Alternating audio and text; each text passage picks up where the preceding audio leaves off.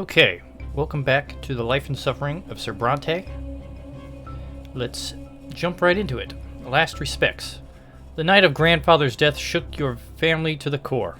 Yet no matter how it happened, your grandfather, Gregor Brante, is dead and will never return. He was a fearful shadow looming over the rest of the family, the Brante patriarch exerting his influence on all the lives below him, and all of you will remember him forever. Father is the new patriarch of the family now, yet he still cannot bring himself to sit at the head of the table where Sir Gregor used to preside. Stephen locks himself away in grandfather's bedroom every day. He will not talk to anyone. Gloria and Nathan still jump at every sound that so much as resembles the knocking of his walking stick. Mother spends all day in prayer at the temple. And yet the house has become calm and quiet with his passing. But there is one more thing that must be done, the final farewell. It weighs heavily upon your soul. The day comes to pay your final respects. Father goes to the tomb alone, save for Stephen, Nathan, and you. Mother and Gloria stay at home. Only nobles or those who may become nobles may join this ritual. There is a solemn silence as you walk to the crypt. Father is the one who breaks his silence when you finally reach the door of the family crypt. Your grandfather built this crypt, and now he will be the first Brante to remain here in body forever. The first ever noble in our family. It is our duty now hold to the sacrament of flowing blood for Sir Gregor. We will honor his legacy and join him as the founder of the noble Brante dynasty. Stephen perks up at Father's words. His hands still clutch grandfather's sword. Tradition decrees that it must remain in the niche above the owner's sarcophagus. Nathan, on the other hand, looks even more frightened now. Stairs carved of white stone lead you downward. Deep in the gloom of the crypt atop a pedestal, you see the sarcophagus that holds grandfather's body. Father takes a moment to compose himself before paying his final respects. Gregor Brante, my father, brought our family into nobility through his unshakable will. He was a judge and a loyal servant to the empire. He lived his life as if he had been born a noble, and he never strayed from the path he had chosen. He sought to make the Brante family ennobled by the sword, so that our children's children might be noble birth. The twins know I abided by my father's words all my life, even if I could not obey him every time. Father lets off of a bitter chuckle as he says this. Stephen glares at Father, then turns to glare at Nathan at you. After all, the two of you were born of Father's shameful decision to marry a commoner. All of you remember this disastrous passing. He did not die the true death he deserved.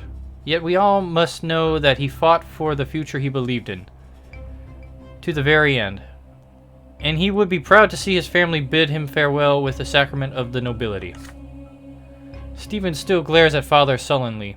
His fingers remain clutched around grandfather's sword. Nathan barely pays attention to the words. He looks around with unease, his arms folded across his chest.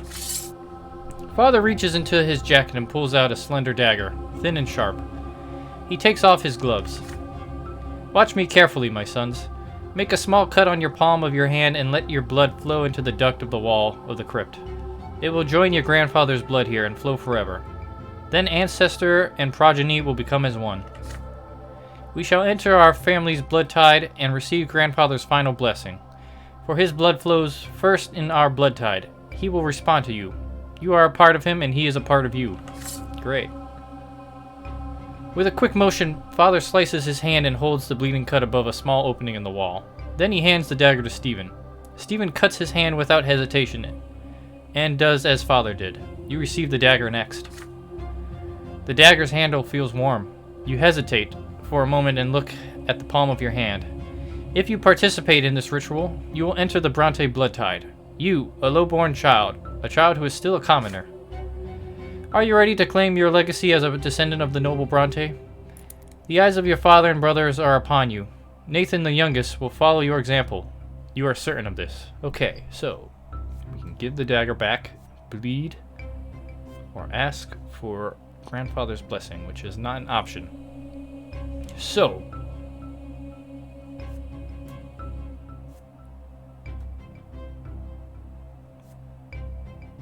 I don't know. Why not bleed? Maybe he'll help us. The old man will help us down the line. You still recall your first sacrament and how you defied the lash. Oh, we can choose this option because we picked the nobleman's sacrament, even though we're not really a noble. You are Gregor Brante's grandson, and so you deserve to enter his blood tide.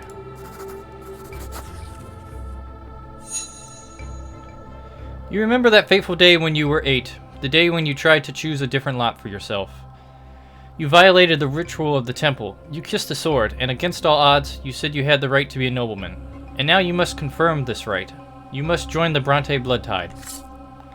You grasp the dagger firmly, then hold the blade to your skin and quickly drag it across your palm.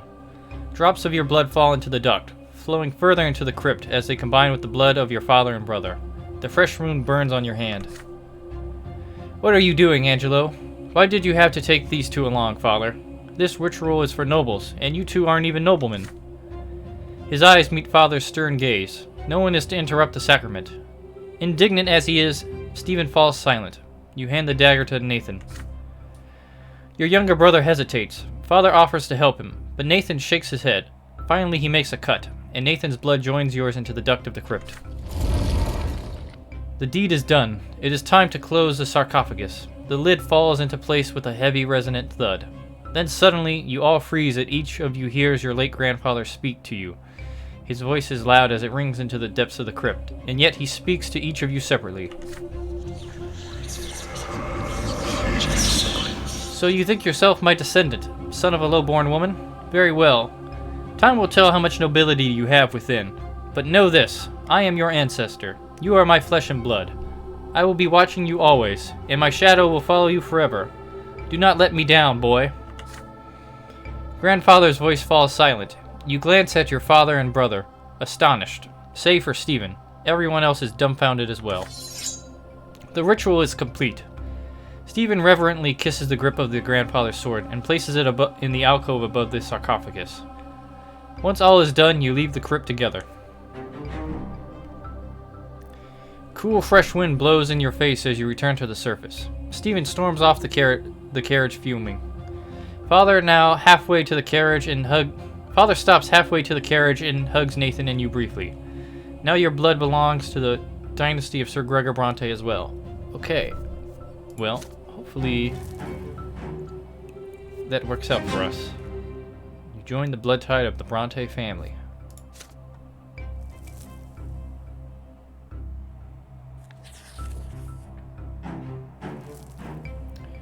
Forbidden love. This event is a consequence of your previous actions. Nobility +4. Equal or greater than 4. Forbidden love. Another day of school is behind you. You are now wandering your district taking your time before going home. It is getting dark. Soon you are walking past the splendid mansion of Count El Velasco, one of Magra's richest landlords. You hear a familiar voice from the other side of the iron fence. It is Stephen's voice. It is followed by the sound of a young lady laughing. You peek through the fence and into the mansion's garden, and indeed, there you see your elder brother, dressed like he is going to meet the Emperor himself. He is currently busy helping a young pretty lady out of the window. She locks him in an emotional embrace. You recognize her, Maria El Velasco, Count El Velasco's daughter. And as the whole city knows, she is already betrothed to another young nobleman from a far more illustrious family. Oh, Maria, I thought I would have you come down to earth from your heavenly abode, but your very touch brings me to the heavens. Wow. How cheesy. He picks the Count's daughter up and holds her in the air. She laughs, almost imperceptibly, and kisses him on the cheek. But then Stephen takes her by the chin and turns her to face him. Their lips join in a kiss. A flurry of emotion washes over you as you watch it happen. Stephen is putting the reputation of his entire family at risk. Acting so frivolously with the Count's daughter may turn the Count's influence against all the Brantes. And yet Stephen always speaks so highly of noble bearing and composure and family honor. Yeah. Great guy, Stephen. Stephen's face is glowing with joy. Your older brother, he is happy. Truly happy. You have never seen Stephen like this, as his arms hold the Count's daughter in a tender embrace, so gently as though he fears to hurt her. And Maria reciprocates his feelings. Must you really rob them of their secret joy? Yes, why not? If you ever speak to him about this, no one else must hear it. You wait by the gate patiently until Stephen decides to return from his escapades. He is startled when he finally notices you standing by the gate, so we can remind him of the nobleman's lot, or aid Stephen in his cause. Well, maybe we can get something bad to happen to Stephen. So why don't we aid him in his cause? You promise you will keep your brother's secret.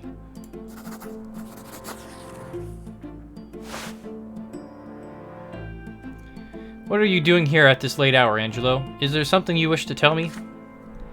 You confessed to Stephen that you saw him today with the El Velasco garden with the Count's daughter. This affair puts both families' honor at risk. Yet you say you are happy for him. You can see how much he cares for her. No matter what, it is worth the risk. Stephen can trust you with this secret. You assure him the two of you will keep it together.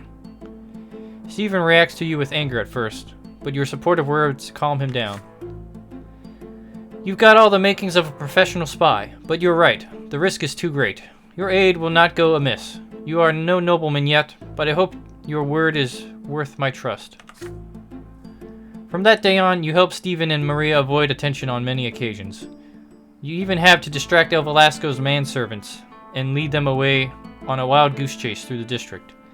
In the end, you are never caught, and you earn your brother yet another night with his beloved. They are both aware that the days of their hidden love are numbered. But how will your escapades affect the family's reputation? You and your brother agree. Whatever happens, happens. Young love is worth the risk. If you say so. Something bad happens to Stephen, that's not so bad if you ask me. You find out about your elder brother's forbidden love.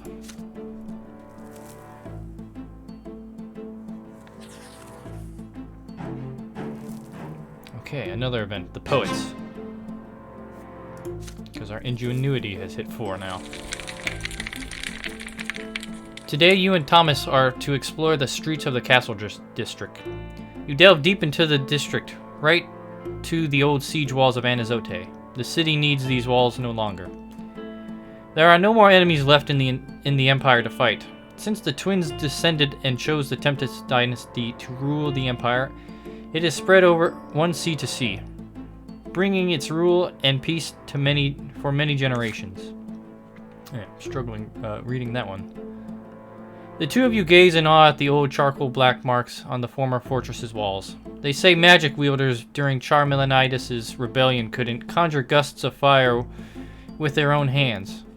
The rebellious duke fought against the emperor of the church and the Church of the Twin Gods in the day of yore, but nothing remains of his rebellion now save for scorched ruins and parched land throughout Magra. You and your friends study the old walls and daydream about the battles that took place here during the rebellion. But then you hear a muffled voice coming from somewhere below the ground. You look around and find a hole in the brick wall where the sounds are coming from. Naturally, you take a peek. You see a half-ruined hall built below the ground and a handful of young men and women standing there in the dark. They look a little bit older than you. Yes, they look a little bit older than you, and are wearing plain shirts and dresses. A young man is standing on a piece of crumbled wall, reciting some of his poetry. It tells the story of a nobleman who fell into a puddle thanks to his gaudy cloak, and none of his noble bearing was of any help. He ends it with a farcical bow. You hear applause and laughter. He gets down from the crumbled wall, and a young girl takes his place. You cannot see her face in the darkness, but hers is a voice you could recognize anywhere. It's Gloria. Your sister begins to recite a poem she has written. Nay, Gloria, yours is no proper life. You are to be a mother and a wife. Accept the kitchen apron for a gag. And lo, another voice now takes a crack. You're straying from your lot, you've got some nerve. Eyes down and be obedient and serve. Your husband, children, house, they are your absolute. Nay, Gloria, you are but rotten fruit. You lean down and hear her better, but sand and stone falls from under your feet and into the underground hall. Gloria looks up and meets your gaze. Thomas pulls you away from the hole. So they're reading poems, imagine that. They sure hate nobles, and even Gloria. I never thought your sister could do that.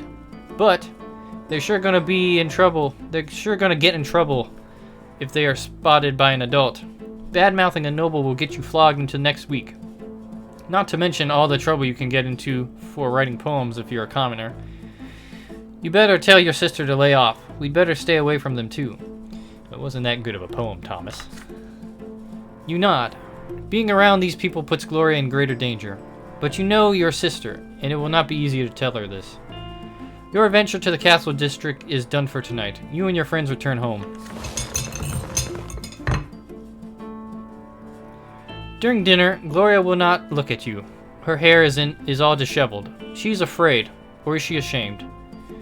You are also worried sick. These literary gatherings may spell danger for your sister. But for an illegitimate child like her, there are so few ways to forge her own path. Dinner is over. Soon you and Gloria are alone at the table. What are you going to tell her? If anyone hears about the poems gathering, it could be bad for Gloria. We can keep Gloria's secret. I kind of like the idea of getting the +1 with Gloria. So, I think I will help keep her secret. You promise to keep your sister's secret safe and help her.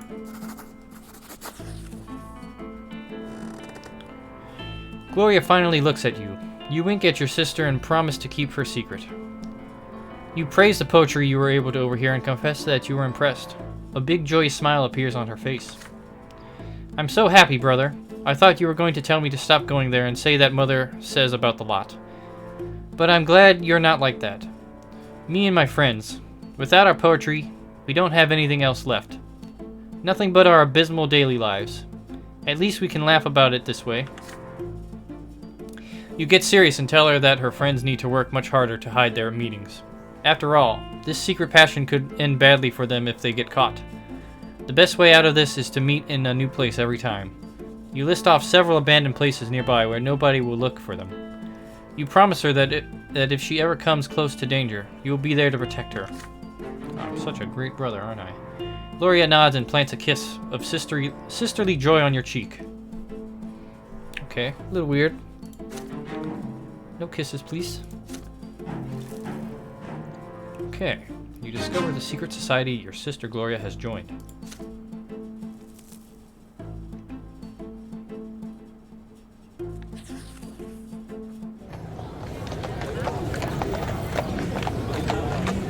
The Fugitive Girl. Grandfather's passing and last respects have left a mark on the entire family. His words relayed from the hereafter keep echoing in your mind. You still do your best to avoid the memory of grandfather's last night and spend more time on the city streets with Thomas and your other classmates. The road by the house reminds you of another clash with death. Sometimes as you walk along the road, you recall Sophia, the beautiful girl with the wonderful eyes, and the terrifying thundering hooves. You have not seen Sophia since that fateful day. The children who live nearby say her parents sent her to a rich Archnean family, the Ottens, as a servant.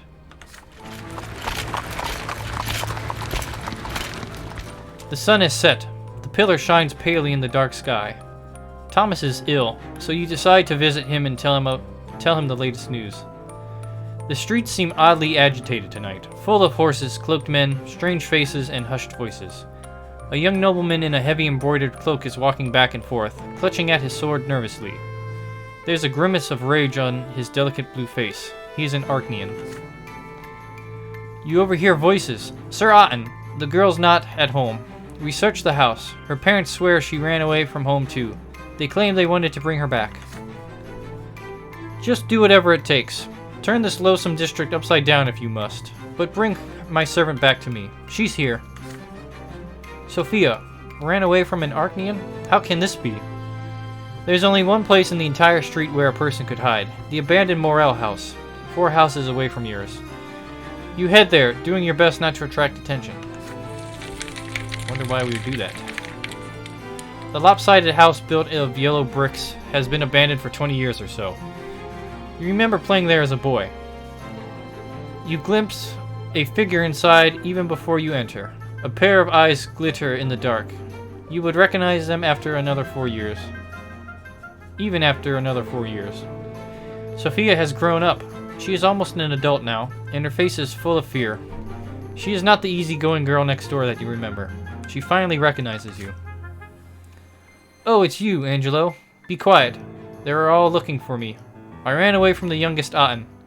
I might be in for a lesser death here, but I'd rather die than spend another day in their slavery. I'm just a thing to him, just a toy to play with. Well, that's ominous. Sophia winces and closes her mouth as she says this. There's a glint of bright yellow deep in her eyes. I ran to my parents. I told them about the men I had to serve, and they went and alerted the Ottens. They don't want to be the target of their ire, but you aren't going to tip them off, are you? The barking and shouting are getting closer. Sophia grows quiet. She runs off to the darkest corner of the house before you can answer.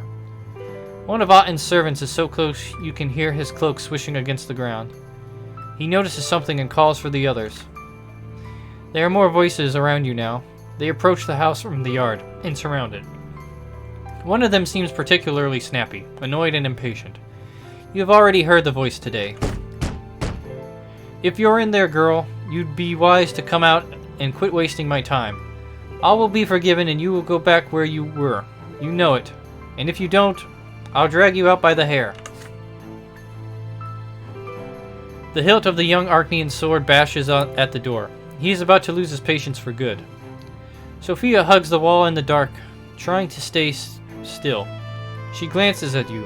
What will you do? Your heart is racing. Can you act against the Archnean's orders? Do you have the gall to defy a mighty nobleman? So we can try and stop... No, we can't try and stop Otten. We can bring Sophia back to Otten.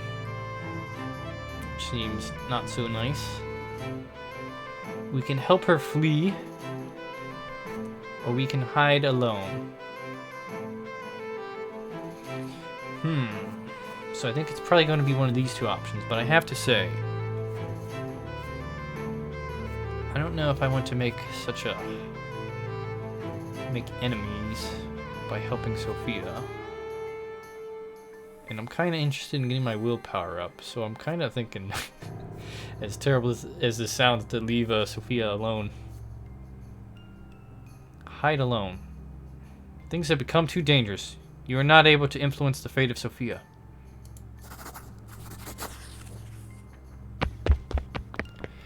You swiftly turn away from Sophia's desperate gaze and flee to cower in the dark corner. A pained sigh reaches your ears. I knew it. You do not respond. You need to hide. The front door slams open. Heavy footsteps echo from the entrance. The irate Archnean strides right past your hiding place, paying you no heed whatsoever. Where are you, you little tramp? There's no hiding from me.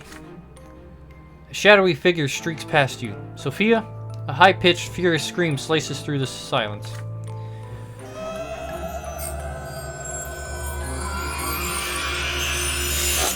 Oh my. A blinding golden flash explodes in front of you, a sudden cascade of sparks burning through the darkness. As you blink, stunned, Otten's tall figure freezes and suddenly collapses. The golden sparks are still dancing before your eyes. A sudden pain seems to rupture your skull from the inside. Through the light and the pain, you barely catch a glimpse of Sophia as she dashes past the prone Archnean and runs out the door. It takes Otten a few long moments to regain his senses. He gets up with a curse and runs after Sophia. So she's a witch too, eh? Get her, now! You hear men running, shouting and barking orders on the other side of the wall. You lie there on a pile of old bricks, rubbing your eyes. The strange stupor slowly leaves you. You get to your feet and walk unsteadily out of the abandoned house. The danger has passed. You walk back home, lost in thought. So Sophia is a witch. You recall how her magic bound Otten by the arms and legs. How he lost all control of his body. The runaway servant girl becomes the talk of the district for an entire week. You hear that Sophia has managed to flee the city. The Ottens are furious. Sophia vanished from your life just as suddenly as she came. You will not see her again for some time. Okay, well, she's embittered now.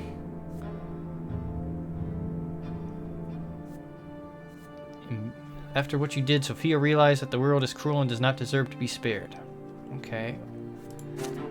Well, welcome to the real world, Sophia. It's a nasty world, but we're 15 now.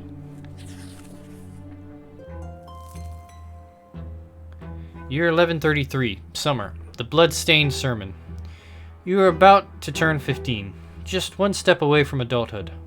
Mother is acting anxious at dinner today, barely touching her food. You exchange glances with Gloria. She carefully tells you that she wants to go to the tailor. Mother shudders, and her hands clench into fists. No, don't you dare leave home today. I forbid it. That dirty heretic Fotis is preaching his lies under the silver tree today. Twins willing, I don't want you to hear any of that. You and Gloria glance at each other again. Fotis. He is a patriarch, the head of the clergy throughout the entire province. That is the first time you've heard Mother speak like this about a priest, especially such a high-ranking one. Once you leave the dinner table, Gloria comes to your room with a cunning expression on her face, like she's about to play a trick on someone. She has a plan. The two of you should sneak out of the house and go to the silver tree. You simply must hear that sermon for yourself. What's so bad about Patriarch Fotis? Why does Mother hate him so much? You two are grown-ups now. Surely you have the right to know. You agree with your sister. Together you sneak out from under your mother's watchful eye and hurry to the silver tree. The temple block is full of people from all ranks and estate. There is barely enough room for you to squeeze through the crowd. The crowd is gathered around the very roots of the tree. Gloria suggests that you climb up to the roof of a nearby building so that you can hear and see everything better. And not a moment too soon. From the roof you see a tall, silver-haired priest step onto the platform by the tree, dressed in the common black robe that looks far beneath his rank. Yet he stands like a noble before the crowd.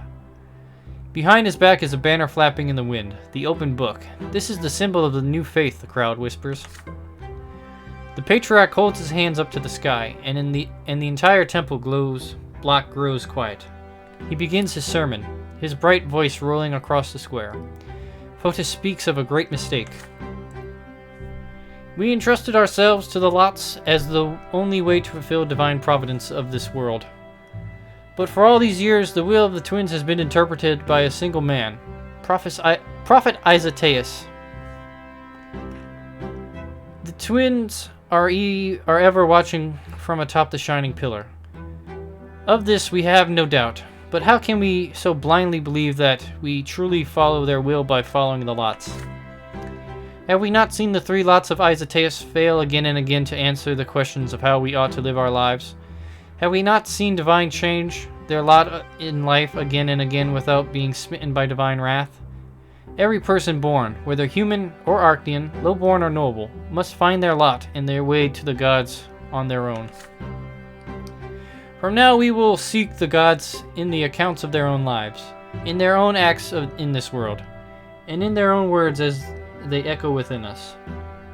And, as we heed the voice of the twins within, we will find each of their path for us on our own. The crowd at the silver tree listens to the patriarch's speech in stunned silence. You glance at your sister. Her eyes glisten with tears as she hears Fotis' words. Then, suddenly, a hoarse cry rises from the crowd. If there are no lots, does that mean the nobles are going to till the fields, and the commoners are going to bear arms? The crowd begins to murmur. The patriarch raises an arm and inhales, ready to answer. An odd figure leaps from the crowd onto the platform. A dirty beggar dressed in rags. A knife flashes in his hand. The blade slices. Blood starts spurting from Fotis' throat. Good lord. He slumps over and collapses. A dark brown puddle spreads across the platform where he stood. Gloria clutches her mouth to suppress a shriek. A few moments of stunned silence, and then the screams begin. The people are frantic. The temple guards try to restore order. There's a lot of typos in this text. Order to the crowd, but to no avail. An old woman dressed in the Inquisitor's cassock tries in vain to apply pressure to the Patriarch's wound. The nobles draw their swords. Dogs are barking. The crowd is pushing and shoving. Children are crying. The entire square by the tree is in chaos. From the roof you see the moment when people start trampling each other, howling, praying, shouting. Gloria tugs on your sleeve. Time to go. You climb down from the roof and run. You return home without exchanging a word. Mother has been in her room all the while, so no one noticed your absence. Gloria locks herself in her room. You do not discuss things that you have just seen. They are too frightening. But your parents discuss every little detail of the blood-stained sermon over dinner. This is unbelievable. A patriarch murdered in plain sight. The gendarmes and the Archduke's guards have searched every corner of the slums, and the murderous beggar has disappeared without a trace. I can't even imagine a more gruesome crime. Fotis has died a true death, never to return from the hereafter. But how? Why can't the Patriarch be reborn? He's so close to the twins. Such is the way of the world, my children. Once you are granted great power by the twins' will, there's no hope for you to come back, not even after the first of your deaths. Emperors, their powerful vassals, heads of great Arcane dynasties, patriarchs of the church, none of them are destined to be reborn. Fotis is gone forever. I fear for his soul. It was lost in doubt. Will the twins accept him upon the peak of the pillar? We must pray for the Patriarch, children. Let us hope he managed to return to the old true faith before that moment of his passing. But there is little hope for that. Okay. Get a +1 from the church and a -1 from order. So I see we're still old faith, but we're moving towards schism. And we're at discontent now from peace.